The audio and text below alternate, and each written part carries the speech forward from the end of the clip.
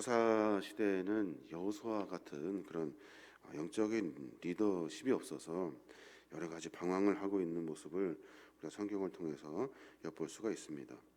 그 당시 사회를 보면 상당히 몹시 타락했고 불의한 일들이 서슴지 않게 자행되었던 그런 시대인 것 같아요. 그 대표적인 사건이 우리가 계속 요즘 보고 있는 그 에브라임 출신 레위 제사장이 첩을 둔 사건, 그리고 그 첩을 다른 불량배들이 윤관하고 살해하는 사건. 이 사건을 봐도 그 당시 사회가 얼마나 타락하고 얼마나 부도덕하고 얼마나 흉악한 세상인지 아주 적나라하게 보여주는 그런 충격적인 사건이 아닐 수 없는 거예요. 베들레헴에서 에브라임 땅으로 여행하는 레위 제사장, 그 레위 제사장이 기브아에서 유숙하면서 기브아에 있는 불량배들에게 그 첩이 윤관당하고, 그리고 또 불량배들이 원래 요구했던 그 남색, 동성애, 이런 것들을 보면 정말로 참으로 악하다 하는 생각이 들게 됩니다. 여인이 죽게 되고 그 죽은 시체를 레위 제사장이 12조각으로 나누어 가지고 각 지파에 보내버립니다. 각 지파에서 그 조각난 시체를 받은 모든 지파의 사람들이 한 곳에 모이게 돼요. 미스바에 모여서 이 일을 어떻게 처리할 것인지에 대한 회의를 하기 시작합니다. 오늘 우리가 읽었던 본문의 말씀이 미스바에서 모여서 이 일을 어떻게 처리할지에 대한 회의의 시작을 이야기하고 있는 거예요. 이스라엘 백성들은 그 기브아의 불량배들을 처벌하기에 먼저 앞서 기브아에 있었던 그 베냐민 지파 속한 사람이거든요. 그 사람들과의 전쟁을 이제 하게 될 것이고, 그로 말미암아 동족 상잔의 비극이 시작될 것을 이미 다 알고 있었어요. 어떻게 하면 이 일을 신중하게 처리할 것인지에 대한 노력이 오늘 본문에 자세하게 기록되어져 있는 겁니다. 오늘 우리가 함께 봐야 될 본문의 이야기는 어려운 일이 있을 때, 어떤 분쟁의 일이 있을 때 어떻게 하면 지혜로운 방법으로 그 문제를 해결할 수 있을 것인가. 신앙과 삶의 여정 가운데 많은 분쟁이, 많은 어려움들이, 많은 문제들이 있어요. 그 일을 그냥 즉흥적으로 처리할 것이 아니라 오늘 본문의 말씀을 통해서 이스라엘 백성들이 무엇을 잘했고 무엇을 잘못했는지 조금 들여다보고, 분쟁이 있을 때 우리가 신앙 안에서 그 분쟁을 해결하는 방법을 찾아보아야면 좋겠어요. 그 첫 번째가 뭐냐면, 문제가 있을 때, 분쟁이 있을 때 하나님께 물어야 돼요. 하나님의 뜻을 물어야 돼요. 2절의 말씀 보니까 백성들이 참 잘하고 있어요.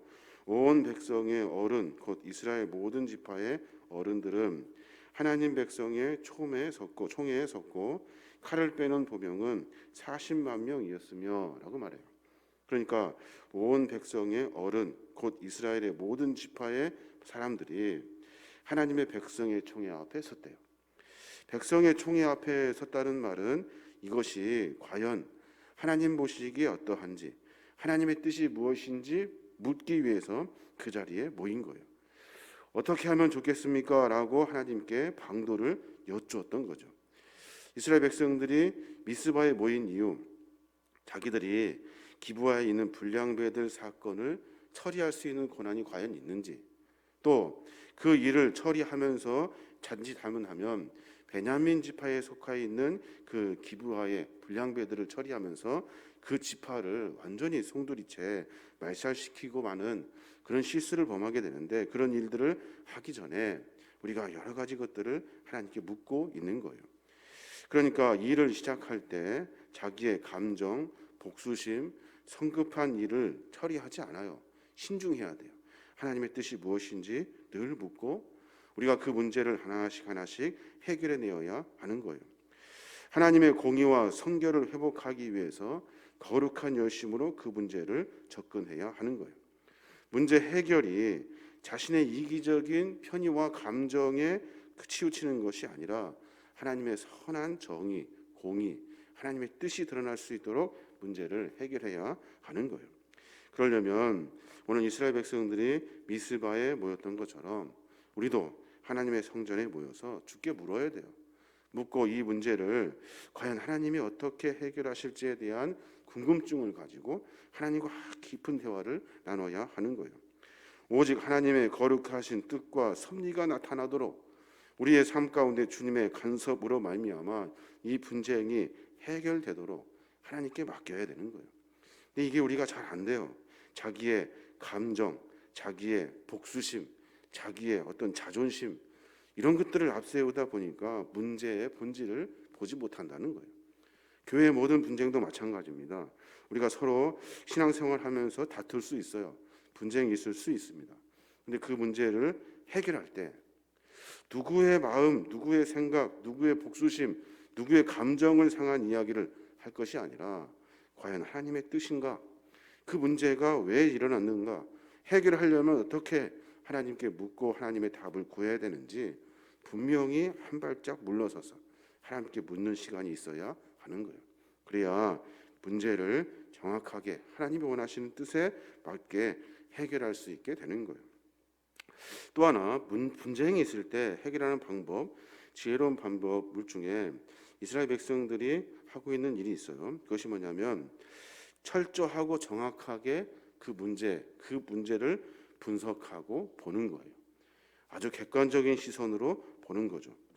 오늘 보니까 그 기브아의 불량배 사건, 그걸 말미암아 베냐민 자손들 그 안에 있는 기브아 불량배들이 무슨 일을 했는지를 듣고 있는 거예요. 3절 후반절에 보면 그렇게 말해요. 이 악한 일이 어떻게 일어났는지 우리에게 말하라. 이 악한 일이 어떻게 일어났는지 말하라. 레위 사람에게, 제사장에게 자세하게 그 이야기를 듣는 거예요. 그랬더니 4절부터 레위 제사장이 뭐라고 합니까? 레위 사람 곧 죽임을 당한 여인의 남편이 대답하여 이르되, 자세하게 사건의 전말을 분석하는 거예요. 앞뒤의 정황을 잘 따져가지고 무엇이 잘못이고 무엇이 잘못됐는지, 어떻게 일이 시작됐는지를 자세히 들여다보는 거예요. 기브아의 그 노인도 증인으로 나와서 설명했다는 거예요. 그리고 다 함께 모여서 그 문제를 집중적으로 조명했다는 겁니다. 법정을 개설하고 고소인과 피고소인 증인들을 다 소환해가지고, 그래서 기브아에서 발생한 레위인의 그 첩의 윤간 사건을 철저하게 조사하고 심리했다는 거예요. 이 법정은 베냐민 지파를 불렀지만 베냐민 지파가 이 소환의 사실은 거부해요. 가지 않아요. 그러면서 자세한 얘기는 조금 자세히 듣지 못했지만 이 일을 철저하게 정확하게 사건의 진상을 파악하려고 노력했다는 거예요. 우리도 마찬가지죠. 분쟁이 있을 때마다 늘 편파적인 판정을 하기 쉬워요. 두둔하면서 이런 것들을 철저하게 조사하지 않을 때가 있어요. 정확하고 그 신중하게 진상을 아주 세밀하게 살펴보는 것이 중요해요. 성경에서 그런 말씀이 있어요. 레위기서 19장 15절에 보면 너희는 재판할 때 불의를 행치 말며 가난한 자의 편을 들지 말며 세력 있는 자라고 두어하지 말고 공의로 사람을 재판할지며 라고 말씀하셔요. 그러니까 우리가 정확히 문제가 생기면 그 문제를 정확하게 객관적으로 들여다봐야 돼요. 여러분 잘 아시겠습니다만은 검찰에 하는 일들을 가만히 들여다보면 참으로 편파적이고 참으로 여러 가지 것들이 잘못되어 가고 있다라는 생각을 해보게 돼요. 그래서 검찰 개혁이 필요한 거예요. 언론도 마찬가지입니다. 제가 어제도 말씀드렸는데 언론의 일들을 가만히 보면 그 타이틀 뉴스 속에서 여러 가지 것들을 왜곡시키는 이야기들이 참으로 많아요. 그럼 시대는 어떻게 됩니까? 객관적인 시선을 잃어버려요. 자기의 주관, 자기의 편견, 자기들이 원하는 대로만 생각하고 판단한다고요. 그러면 공의와 정의는 다 무너져 버리고 말아요. 한 가지 더 실수하는 부분은 뭡니까? 여기서 지금 이스라엘 백성들이 실수하는 것은 레위인의 자잘못을 따지지 않았다는 거예요. 레위인, 제사장, 네가 왜 첩을 두었니? 네가 왜 그 여인을 내어주었니? 너는 왜 그 사건에 방조했니? 너가 원인을 제공한 것이 아니냐? 라고 정확히 분석했어야 되는 거예요. 근데 그 문제는 쏙 빼놔요. 우리가 사건과 문제를 볼 때 분명하게 자세하게 들여다봐야 합니다. 객관적으로, 아주 객관적으로 치밀하게 분석해서 그 일이 공정한 일이 되도록 해야 하는 거예요. 또 하나 분쟁을 해결할 때 이스라엘 백성들이 여러 방법을 사용하고 있는데 그 중에 한 가지가 뭐냐면 가능하면 평화적인 방법을 선택하려고 했다는 거예요. 여러분 잘 아시는 것처럼 이쯤 되면 기브아 부류들, 그러니까 베냐민 지파에 속한 기브아 사람들의 불량배들, 그래서 베냐민 지파는 다른 지파에 의해 멸절되고 말아요. 이 정도면. 그런데 가능하면 어떻게든지 이 방법을 평화적으로 해결하려고 노력하고 있어요. 우리가 내일 봐야 될 본문입니다만은 13절의 말씀을 보면 그렇게 말해요. 그런즉 이제 기브아 사람들 곧 그 불량배들을 우리에게 넘겨 주어서 우리가 그들을 죽여 이스라엘 중에서 악을 제거하여 버리게 하라. 하나 베냐민 자손이 그들의 형제 이스라엘 자손의 말을 듣지 아니하고라고 말해요. 그러니까 이 사건의 전말 아래서 우리가 어떤 민족의 상잔같이 서로 각 지파별로 싸우지 말고 문제를 행한 사람들을 심판하자. 그 문제 불량배들만 내어주어라. 그러면 이 문제가 평화롭게 해결될 거란 말이에요. 근데 베냐민 지파는 어떻게든지 자기 그 지파의 사람을 보호하려고 내놓지 않아요. 결국엔 어떻게 됩니까? 큰 전쟁을 일어나게 되는 거예요. 가능하면 문제가 있을 때, 분쟁이 있을 때 서로 막 피 터지게 싸워서 양쪽 다 죽는 것이 아니라 서로 평화로운 방법을 선택하며 문제를 해결해야 하는 거예요. 신앙의 공동체도 마찬가지입니다. 분쟁이 있을 때 신중해야 돼요. 어느 쪽에 신중해야 되냐면 평화적인 방법을 추구하는 거에 신중해야 돼요.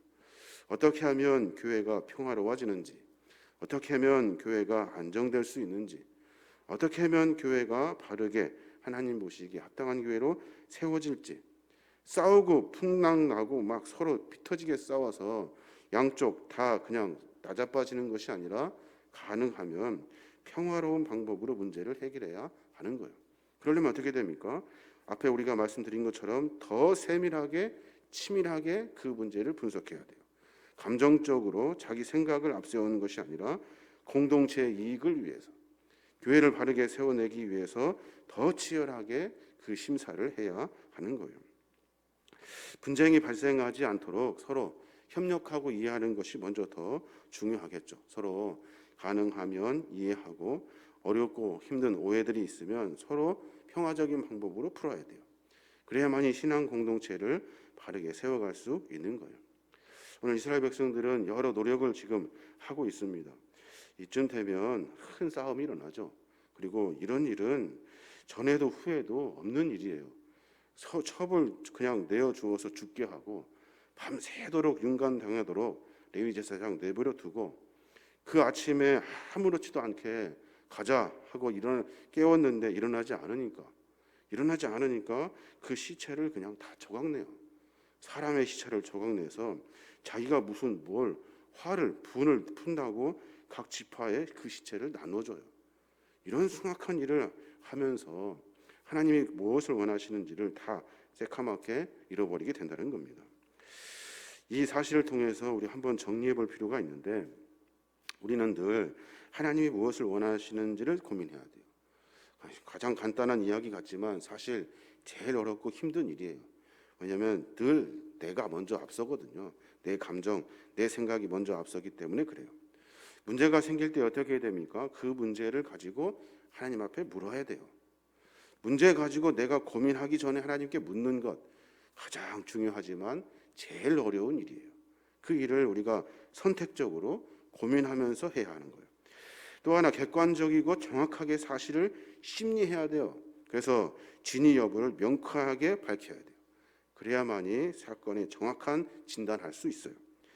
드러난 결과를 기초해서 어떻게 해야 합니까? 거기에 또 감정을 실어가지고 다 죽이자, 멸절시키자 할 일이 아니라 가능하면 평화적인 방법을 해결하려고 지혜를 모아야 하는 거예요. 그래야 하나님의 거룩한 믿음의 공동체를 세워갈 수 있는 거예요. 디모데후서 2장 23절에 보면 그런 말씀이 있더라고요. 어리석고 무식한 변론을 버리라. 이에서 다툼이 나는 줄 알미라 라고 말해요. 여기서 말하는 어리석고 무식한 변론은 뭡니까? 자기 주장이에요. 자기 주장. 어리석고 무식한 변론을 버리래요. 거기에서 다툼이 시작되는 거예요. 또 에베소서 6장 18절의 말씀에 보면 모든 기도와 간구로 하되 무시로 성령 안에서 기도하고 이를 위하여 깨어 구하기를 항상 힘쓰며 여러 성도를 위해서 구하라라고 말해요. 여기서 말하는 무시로는 항시 매일같이 성령 안에서 기도하고 깨어 있으라는 거예요. 문제가 있을 때마다 깨어 있지 아니하면 빠져드는 거예요. 그냥 악한 마귀의 권세에 빠지고 감정에 빠지고 자기의 이익에 빠져버리고 마는 거예요. 그러니까 늘 깨어 있어서 성령 안에서 기도하고 성령께서 가리키는 것을 조명해야 돼요. 집중해야 돼요. 그런 일들이 있지 아니하면 우리는 궁극적으로는 하나님의 뜻과 멀어지게 되고 악한 마귀 권세에 무너지고 마는 거예요. 한 구절을 더 보면 고린도후서 10장 4절에 보면 그런 말씀이 있어요. 우리의 싸우는 병기는 육체에 속한 것이 아니요 오직 하나님 앞에서 견고한 진을 피하는 강력이라라고 말해요. 무슨 말이냐면 우리가 싸우는 것은 육체에 속한 것이 아니에요. 내 육체의 것을 채우기 위해서 그것을 해결하기 위해서 싸우는 우리는 그런 것 존재가 아니에요. 우리는 늘 하나님 앞에 무엇이 하나님의 뜻인지 거룩한 마음을 가지고 그의 뜻을 쫓는 거예요. 이게 우리 육신이 해야 할 일이라는 거예요. 다른 내 욕심의 것을 채우려고 하는 것이 아니라 하나님의 뜻이 무엇인지를 내 육체의 것을 가지고 그것을 이루어내는 거예요. 어려운 일이지만 그 일이 우리 육체, 하나님 우리를 선택하시고 우리가 몸뚱이 가지고 사는 이유라는 거예요. 그 말씀을 잘 새겨서 여러 분쟁들을 하나씩 해결해야 될 줄로 믿습니다. 오늘 하루 가운데 이런 고민이 좀 있었으면 좋겠어요. 하나님, 여러 문제들 많습니다. 이 문제들 해결하려면 참 머리도 부족하고 지혜도 부족하고 모든 것이 부족하죠. 그런데 하나님께 맡기고 한 발짝 물러서서 하나님의 뜻을 구할 때 하나님 그 마음을 좀 어여삐 보시고 하나님께서 수많은 지혜로 좀 우리를 채워주십시오 라는 기도가 그냥 간절히 되는 것 같아요. 우리의 삶에 그런 기도를 통해서 삶을 만들어가야 될 줄로 믿습니다. 저와 여러분이 그런 삶으로 말미암아 세상의 많은 것들이 우리를 유혹하고 넘어뜨리려고 한다고요. 그때마다 하나님의 거룩한 뜻을 분별하고 한 걸음 한 걸음 주의 뜻에 맞추어서 전진할 수 있는 저와 여러분이 되시길 주님의 이름으로 축원합니다. 아멘.